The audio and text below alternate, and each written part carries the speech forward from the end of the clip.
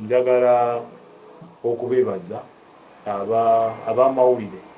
Njagala okwebaza mama wa Shifura Nagirinya muwala waffe ono nti leero tusobodde okubeera nti tufunamu ka press briefing wano ne twogera ku nsonga ezibaddewo bezalabiseeko mu mawulire ng'agamba nti omwana baamubba, omwana tali tamulabangako. Njagala okubakakasa nti ensonga za si ntuufu kubanga ffe ng'abaliwo okulaba nti omutulo gwa Honorable Segirinya Mamadi gusigala nga guli intact.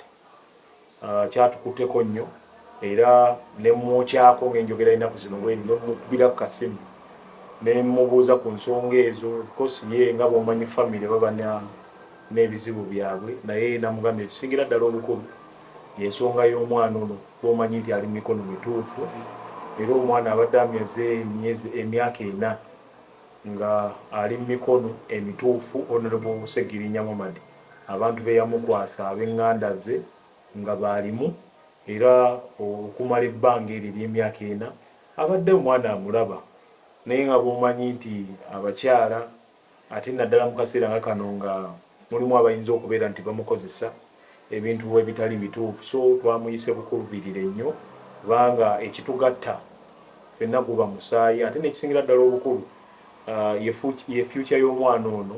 Mami adda akimanyi buno mbeera ne anti wange naye nga takimanyi buno mbeera makindye.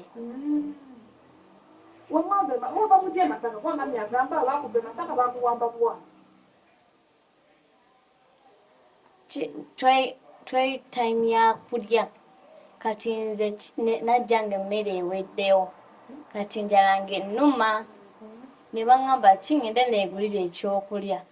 Nagenda okwegulira ekyokulya nabiwa mu baganda bange abalala kati awo ne sitale njala ng'ennuma awo kati ne banteeka mu ambulance bantwale nfune ekyokulya.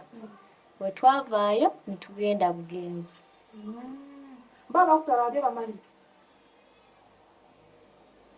Iye.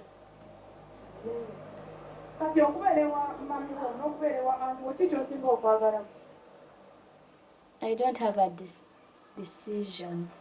Ne like daddy kyansalira nga tannafa kyengenda nakyo. Nagamba mbe ne aunt wange so that nsome. Ntandika obbeera nga ndi mu P1 kati ndi mu P6. Okusaba kwa Shifura sisobola kugyemera lwaki ensinga okwagala future ye. Era ensonga lwaki nagumira ebbanga eryo lyonna ng'alina kitaawe ne ŋŋamba owaayi olw'omwana wange kansaddako kyonna asobole okusoma.